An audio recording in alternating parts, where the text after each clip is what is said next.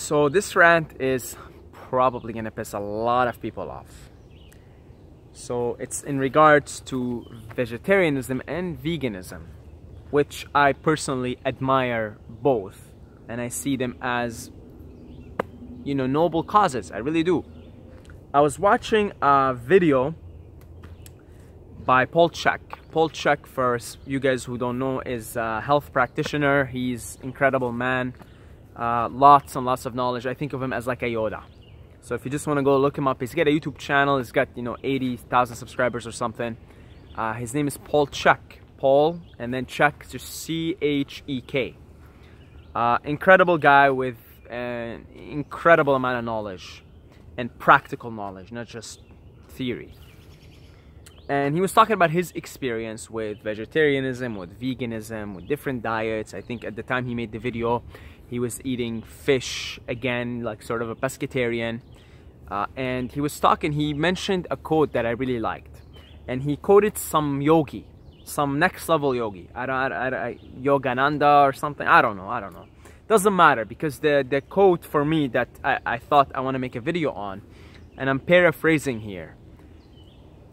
Vegetarianism, so the yogi was talking in regards to vegetarianism. Vegetarianism should only be practiced if it comes naturally to the person. In other words, if you as a person come to this natural, you know, like place where you say, all right, I think it makes sense for me to be a vegetarian, then only and only then should you become a vegetarian.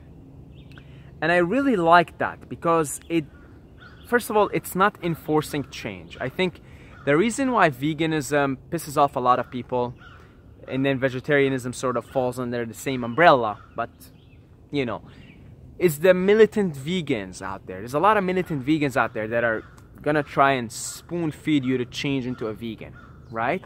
Look, as humans, we've had enough oppression, we've had enough dogma, we've had enough ideologies that have been abused throughout history. We do not want that in any shape or form, even if the ideology makes sense, even if the ideology is righteous, even if the ideology is ethical, even if the ideology makes perfect logical sense. Nobody wants to be spoon-fed anything, and nobody wants to be forced to be spoon-fed. Some people want to be spoon-fed, but I'm talking about forced spoon-feeding, like here, eat, right? Nobody wants to have somebody like grab a spoon and feed them if you're not hungry, if you're like really full, right? Next thing you know, somebody comes in here, eat this. Like, no, I don't want to eat. No, eat this. And then it doesn't work. We humans don't like that. We've had enough of that already. It's enough of that dogma and force, and control. And I think this really resonated with me well. You know, vegetarianism, veganism for that matter, right? Just take it and extrapolate it. Should only be practiced if it comes naturally to the person. And I really believe change cannot be forced. I really believe if you spend some time in nature, you will see that nature is not in a hurry, it's not in a rush, and yet everything gets done. And change, even changing the world for the better, even raising consciousness, raising awareness, right? You know, the way animals are treated is absolutely horrible. Absolutely horrible. I'm currently doing a vegetarian diet, right? I've been doing it for a month. I'm gonna make a separate video talking about my experience with vegetarianism so far. And I have two reasons why I stopped eating meat for the time being. I still eat eggs, but not meat. Reason number one, I fucking don't agree with the way the animals are treated. It's terrible. It's terrible, man. It's terrible, okay? No, like, that's another living being. It's terrible, right? I can't agree with that.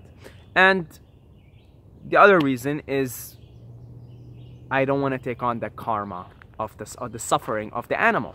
Now, I'm personally open to change in the future, and I'm very much on the fence with that. I'm open to change But so as long as I'm the one hunting and I'm the one fishing for the animals, and I'm still very much on the fence with that. I don't even know if, you know, that's something I want to do, but I can see it as a possibility in the future.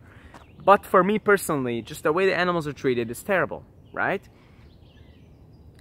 And I only decided to do the vegetarianism for the time being and for the present moment because I naturally came to that conclusion. I naturally came to the conclusion that, hey, like, we can't be killing the animals like this. They're living beings. They should be treated with respect. They should be treated with honor. You know, the natives, when they hunted a buffalo or an animal, they really like thanked it. After hunting it, thanked it and paid tribute to it and respected that, hey, this animal sacrificed itself to feed us humans. You know, they really respected the animal. So we're not doing that. And I naturally came to that realization on my own. When you go to somebody that's not yet ready to see things that way, because they gotta pay their bills, because they just broke up with their girlfriend, because their mother just died, and they have way too many things to worry about at the moment, and you talk to them about this stuff, and you try to force feed them that information, as true and as ethical as it may be, that guy's not gonna give a fuck. He's got other shit to worry about in the moment, and this is the last thing on his mind. It's like, oh, the suffering of the animal. Well, look at my suffering. My mother just died, you know, and they've been eating junk food all their lives, and just the consciousness is not yet at that point. I don't think that's how we should change. I don't think that's how change that is going to be long-lasting is done. I think a long-lasting type of change is change that just happens spontaneously and just sort of happens on its own momentum. I'll quote Gandhi, man. The best, the way to, or what is it? Be the change you want to see in the world, right? Be the change you want to see in the world. If you're really passionate about veganism and vegetarianism and about the animals and about treating the animals right and not killing animals, okay, just be the change, right? Because if you're gonna attract someone to veganism and vegetarianism, you gotta create a nice environment and an inviting, welcoming environment around it, right? Because, hey, look, I think vegetarianism and veganism is the future. I really do. I really think they are the future. And I think we're just inevitably and spontaneously and naturally, all as a humanity, are coming to realize that. Will come to realize that. If you want to accelerate that and you're really passionate about, you know, your new way of being, don't preach it. Don't preach it like a fascist or a Nazi. Period. As simple as that, man. There's some, you know, there's some vegans out there that preach this shit like Nazis. And there's a lot of them. It's not one, it's not two. It's become a phenomena that they're called vegan militants, right? That's not how you're going to attract people to this, man. That's not. You got to understand this. You got to understand that, look, we're all playing this game. It's fucking tough, you know. It's tough being a human being. We're all playing this game. We all have different incarnations, circumstances, past life traumas and this life traumas. And, you know, we're all trying here. We're all trying to make it. We're all trying to get to the next level, right? Understand that everyone is at a different level. Literally, everyone is at a different level. Nobody's at the same level. Even when you vibe with someone, believe me, you and that someone else, still, nobody's at the same level in the evolution of the soul. And look, some people are not going to get it. They're just not going to get it. They're going to, and it's not that they're bad people. It's not, in fact, if they were probably, a lot of people, if they were to actually see how these animals that they eat are being treated, like in person, they would probably just automatically be like, okay, fuck this, I'm not eating this. Most people are good. But just understand that not everybody's going to be ready to make their drastic changes.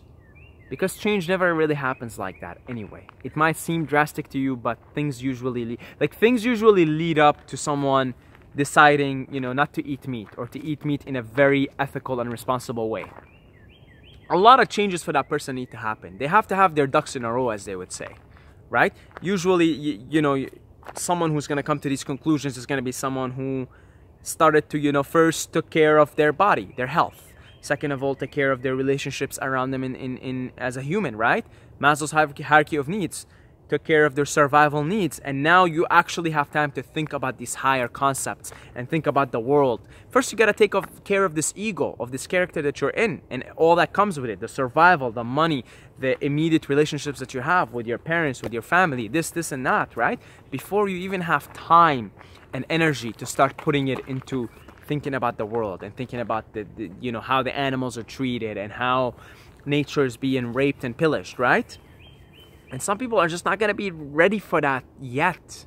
They can't. It's like it's too much. If you're going to try and put that change on them right away, it's too much, man. It's too much. Like, literally what happens, like, you know what PTSD is, right? Post-traumatic disorder.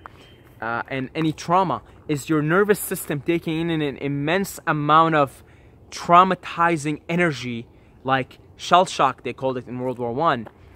You're taking on this immense amount of energy, and it's you know, your nervous system literally can't handle it, and then you just go into this trauma phase. It just gets stored in your nervous system. Your nervous system can't handle it. It's too much of a shock. For some people, making that kind of change, like taking them from eating, you know, a conventional Western diet full of processed meats, processed foods, and junk, and saying, okay, now you're turning into a vegan or a vegetarian, and suddenly, you know, you gotta care about the planet, and you gotta care about the animals, and etc. You're traumatizing that person. That's why they'll run away from you.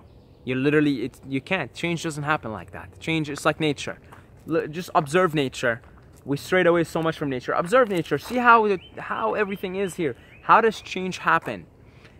You might say it can happen drastically, like, you know, I've observed this spring here, right? And literally within a matter of 7 to 10 days, all these leaves came on, and like, it's just life came on. But that's not, this process is not a 7-day process. This has been happening all winter. All the snow, all the rain, everything else that's been happening in the background, right? It may look like in those 7 days, boom, spring, flowers, this and that, but it took not 7 days, it took the last 5-6 months for this to happen. You know, it really, like, change is usually steady, slow and steady. That's how life goes. That's how the Tao works. That's how the universe works. That's how nature works. It's just slow progression, slow progression, slow progression. So I really like that quote. I really like that saying, you know, like, vegetarianism should only be practiced if it comes to one naturally. And that's, you know, if you have a friend that you want to help with anything, maybe they have relationship issues or something, and you really love your friend and you want to help them. If you go into your friend and try to, like, force the change on them, your friend's not gonna like that at all. Your friend's not gonna like that. Your friend's gonna think you're an asshole. But if you just, like, work a little bit with your friend and just be there for your friend, that's all. Just be there for your friend. Be happy. Be good in your own being, right? And be good to your friend. Be loving. Then that's how you're gonna help your friend change for the better. And that's the same way. If you're trying to save the animals and you're trying to stop the mass killing of animals and the mass rape and pillaging of the planet, that's a very noble cause, and I really respect that. I really, really respect that. But keep in mind the mechanism of change. If you're really sincere about making positive change in the world, then contemplate on what change is and how change happens. I heard this from Ram Dass, right? There's a difference between, what was it? A revolution, a revolutionary. He said something about revolution versus rebellion, or revolution versus change. And he said something along the lines of, people who change, when change usually is successful, usually that change, if it's going to be a long-lasting and ongoing change, usually the way it happened is very much slow and steady and progressive. Whereas with most revolutions, they fail because the people who start these revolutions, because if you look at revolutions, mostly they fail. And the people who start these revolutions go so far, so extreme, and they want to make the change happen like right now. They want to wake up overnight and see everything happen differently. Usually that's why they fail, because it's a failure to understand the mechanism of change, of how change works on a bigger picture, right? So I think I just wanted to put this out there for anybody who wants to watch this. I don't know, maybe hopefully I pissed some people off with this, and I'll make another video about my experience with vegetarianism so far in the moment, and how I like it so far. You know, being vegetarian, I like it. Am I open to change to become a vegan in the future? Fuck yeah. Am I also open to change to become a meat eater again? Fuck yeah. I'm always open for these things. And it's a complex topic, man, because there's good arguments from all sides involved here, right? That's it. God bless you all. At the end of the day, what's gonna happen is gonna happen. It is what it is. It is the way. It is the Tao. It just is. I love you guys. I love every single one of you. But don't forget to subscribe, or you're gonna sleep with the fishes.